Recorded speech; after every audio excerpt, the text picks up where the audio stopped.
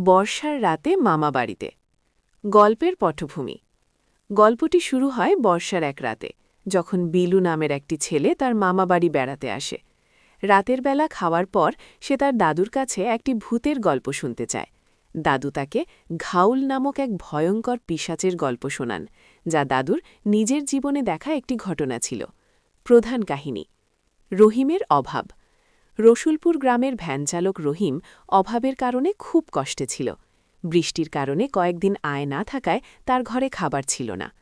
এমন সময় গ্রামের প্রধান বিলুর দাদু তাকে ডেকে বলেন, গ্রামের শেষে থাকা জটা বুড়ি মারা গেছে এবং তার লাশ শ্মশানে নিয়ে যেতে হবে। এর বিনিময়ে তাকে ২,০০০ টাকা দেওয়া হবে। রহস্যময় জটাবুড়ি। জটাবুড়ি কোনো সাধারণ মানুষ ছিল না। সে অন্ধকার সাধনা এবং ভূতপ্রেত নিয়ে চর্চা করত। রহিম যখন তার লাশ ভ্যানে নিয়ে শ্মশানের দিকে রওনা হয়, তখন মাঝপথে এক ভয়ঙ্কর কাণ্ড ঘটে: ঘাউলের আক্রমণ। মাঝপথে জটাবুড়ির লাশটি ভ্যানের ওপর জীবন্ত হয়ে ওঠে। লাশটি উঠে বসে রহিমকে ভয় দেখাতে শুরু করে এবং তার গলা টিপে মারতে চায়। রহিম বুঝতে পারে জটাবুড়ির শরীরে ঘাউল বা এক শক্তিশালী পিশাচ ভর করেছে, যে তার দেহ পোড়াতে দিতে চায় না। মাজারে আশ্রয়। প্রাণভয়ে রহিম দৌড়াতে দৌড়াতে একটি পুরনো মাজারে গিয়ে আশ্রয় নেয়। সেখানে এক পীর বাবা তাকে রক্ষা করেন।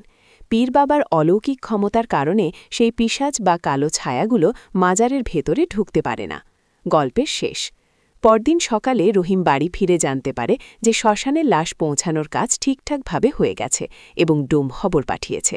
রহিম অবাক হয়ে ভাবে যে সে সারা রাত মাজারে থাকা সত্ত্বেও লাশটি শ্মশানে কে নিয়ে গেল।